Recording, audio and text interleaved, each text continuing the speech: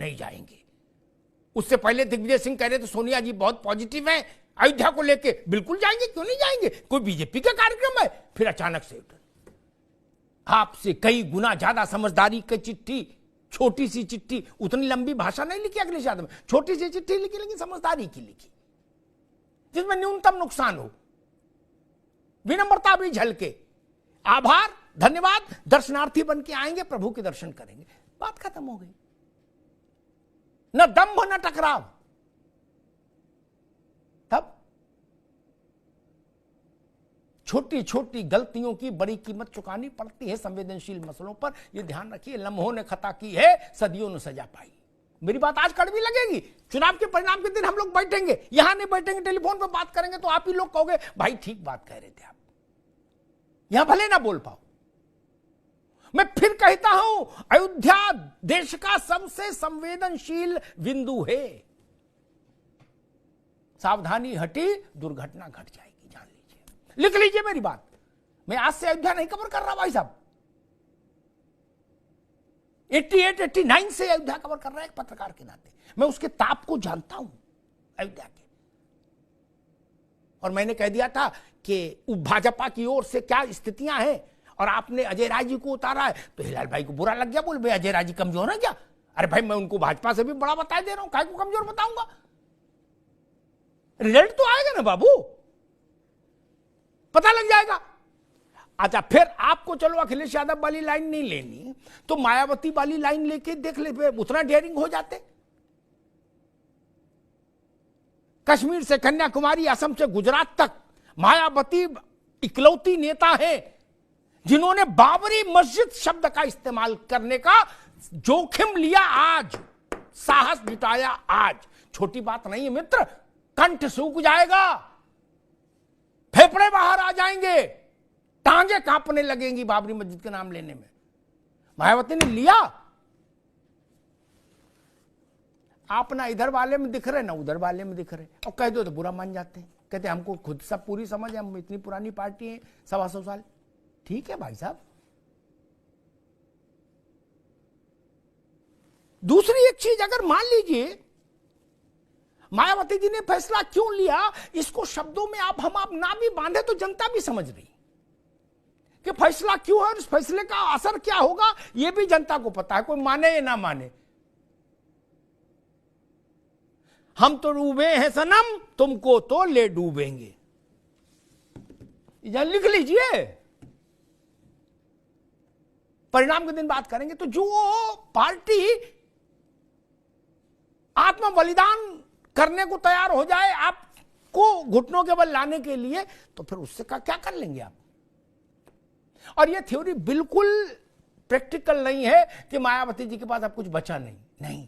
अगर कुछ बचा नहीं तो कल तक कांग्रेस की टॉप लीडरशिप मायावती जी की चिरौरी क्यों कर रही थी? अगर कुछ नहीं बचा, अगर वो पीस पार्टी की अयूब हो गई थी मायावती जी, तो सब लोग आरती क्यों उतार रहे थे? आरती उतार रहे थे ना।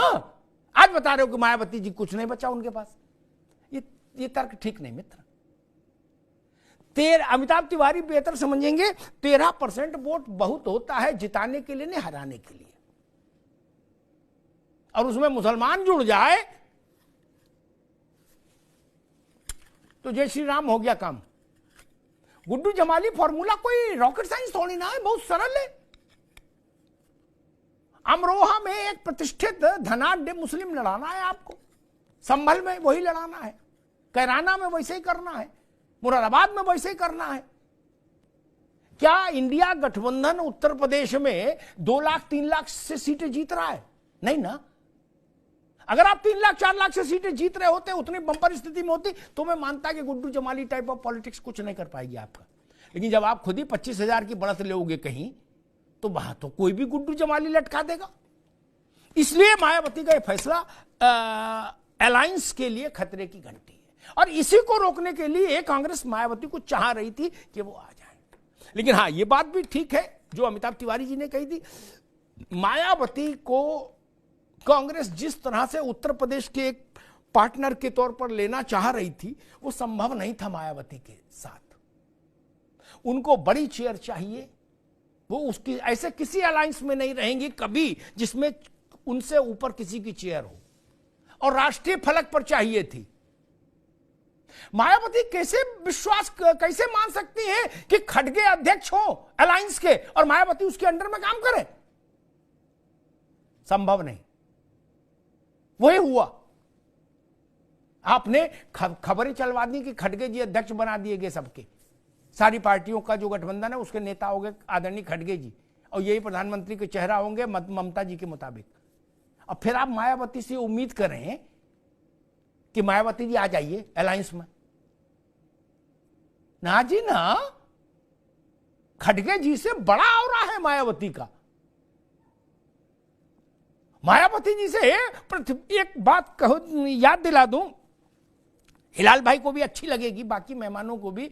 प्रतिभा देवी सिंह पाटिल के लिए समर्थन मांगने जब श्रीमती गांधी गई थी मायावती के पास, तो वो गुलदस्ता लेके पैदल अंदर गई थी गेट से।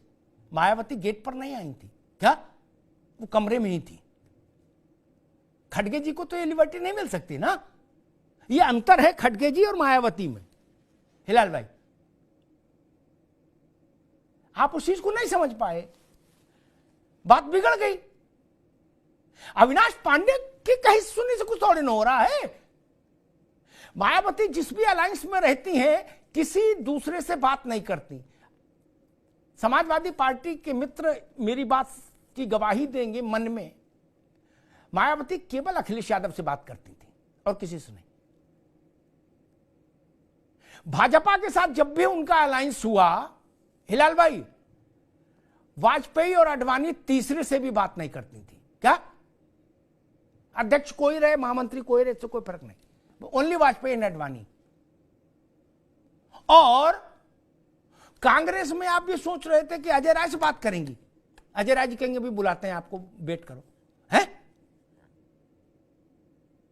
ऐसी गलतफहमी आपको हो क्यों गई? वो खड़गे से भी बात नहीं करेंगी, only Sonia Gandhi, nothing else. आप अपने डेजिग्नेशन अपने पास रखिए। मायावती के काम करने का तरीका ही है। मैंने देखा ना उनको बीजेपी के साथ अलायंस में। अमिताभ भाई, वो वाजपेयी जी के अलावा किसी के घर नहीं गई कभी, नेवर। क्या बाकी सब उन्हीं के घर आए नमस्ते करने। कांशीराम कभी किसी के घर नहीं गए। मैंने अपनी आंखों से, इन्हीं आंखों से हर पार्टी के शिखर नेतृत्व को कांशीराम के दरवाजे खड़ा देखा। मैंने इंक्लूडिंग अटल बिहारी वाजपेयी। हिलाल भाई, कांशीराम केवल नरसिंह राव से मिलने गए थे क्या? उनसे नीचे जितने बाबू से लेके सब उनके घर आते थे। Pandara road, C1/11 Pandara road. Hilal भाई, इन आंखों ने बहुत कुछ देखा है मित्र। अब आप ये कहो कि अविनाश पांडे से बात कर लो, वो पूछेंगे कौन है अविनाश पांडे, ये क्या करता है, तब आप क्या जवाब देंगे? आपको उनका टेम्परामेंट ही नहीं समझ आया। अलायंस का कैसे हो जाएगा भाई? टेम्परामेंट भी तो आपको समझना पड़ेगा ना। आप कहेंगे कि अविनाश पांडे के साथ बैठ लो, वो बात कर लेंगे सीटों का। तो मायावती और कांशीराम पार्टी उनकी छोटी रही हो या बड़ी रही हो, मुझे तो वो समय भी याद है जब भजन लाल और सतीश शर्मा कांशीराम के यहां पहुंचे थे रिक्वेस्ट लेके कि आप मध्य प्रदेश में, तब मध्य प्रदेश विभाजित नहीं था, मध्य प्रदेश में अपने 50 कैंडिडेट लड़ा दो तो हमें जीतने में सुविधा हो जाएगी। क्या? तो कांशीराम ने पूछा था, ये तुम वो कह रहे हो कि तुम्हारा मालिक चाहता है क्या? ये उनके शब्द थे। उससे बात कराओ। ये शैली है बसपा के काम करने की।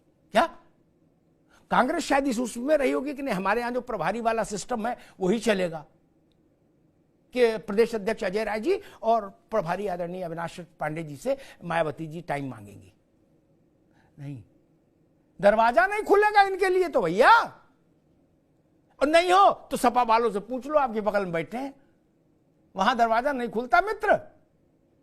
अच्छे अच्छों के लिए, और अच्छे अच्छों को गाड़ी छोड़ के पैदल जाना पड़ता है अंदर, और घर के अंदर जूता उतार के जाना पड़ता है। ये आंखों देखी दृश्य है हिलाल भाई। इसलिए भी केमिस्ट्री आप नहीं समझ पाए बसपा की, इसलिए भी ऐसी स्थिति पैदा हुई। धन्यवाद।